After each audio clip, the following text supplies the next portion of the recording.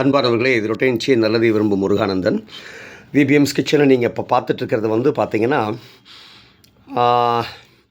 நெத்திலி கருவாடு புலாவ்.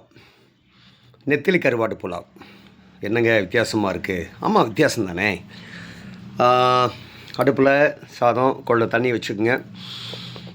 அரிசி போட்டு நல்லா சுத்தம் பண்ணி போடுங்க. அதை நீங்கள் சேர்த்த வேண்டியது வந்து ஒரு கைப்படி அளவுக்கு நெத்திலி கருவாடு நல்லா கழுவி சுத்தமாக அதில் போட்டுருங்க. 3 முட்டையை உடச்சி ஊற்றிடுங்க. 3 முட்டையை உடச்சி ஊற்றிடுங்க. தேங்காயை கொஞ்சம் ஒரு நல்ல பதத்தில் தேங்காய் எடுத்து சின்ன சின்ன துண்டுகளை நறுக்கி உள்ளே போடுங்க.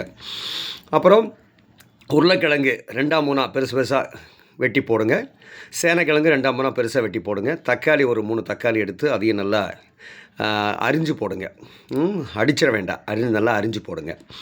அப்புறம் வழக்கம் போல் சின்ன வெங்காயம், வெள்ளைப்பூண்டு, இஞ்சி, லவங்கப்பட்டை, வேணுன்னா கொஞ்சம் கிராம்பு, குருமிளகு பொடி, இதெல்லாம் தேவையான அளவுக்கு சேர்த்திக்கங்க.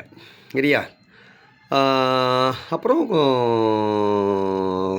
தேவையான அளவுக்கு வந்து மிளகாய் பொடி, ஒரு 6 வரமிளகா விதைகளை எடுத்துட்டு அதை சின்ன சின்ன துண்டாக கட் பண்ணி போடுங்க. அப்புறம் மஞ்சள் பொடி இதுவும் சேர்த்திடுங்க. நிலக்கடலை பொடி வழக்கம் போல் கொஞ்சம் ஒரு கைப்பிடி அளவுக்கு எடுத்து அதையும் உள்ளே போட்டுக்குங்க.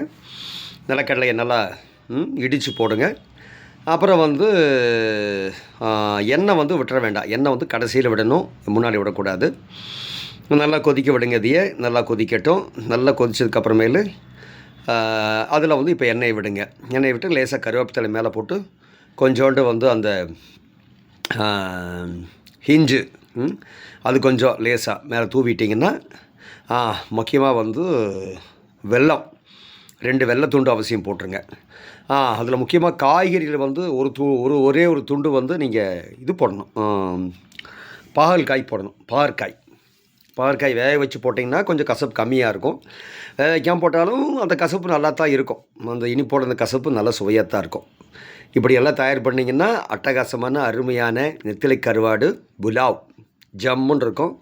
சாப்பிட்டு பார்த்துட்டு என்னென்னு கமெண்ட் பண்ணுங்கள். நன்றி, வணக்கம்.